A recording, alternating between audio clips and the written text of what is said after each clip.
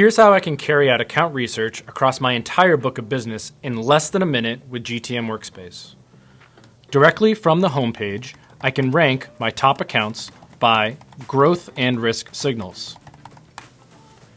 This single prompt will look across all engagement data within emails and transcripts and understand the conversations that are driving my relationships with these accounts, as well as proprietary data across ZoomInfo, including buyer signals, scoops, and intent, as well as CRM insights.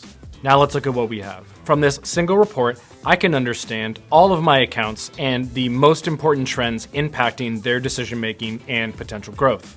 Things such as intent signals and web searches across our product offerings or our competitor product and offerings, hiring surges across the departments that impact my product's usage every day, leadership changes impacting my economic buyers and champions, as well as strategic projects and investments that could impact the budget lines for my products. Looking across these reports, I can quickly understand the potential for growth across these accounts, as well as the revenue and overall employee count for these companies.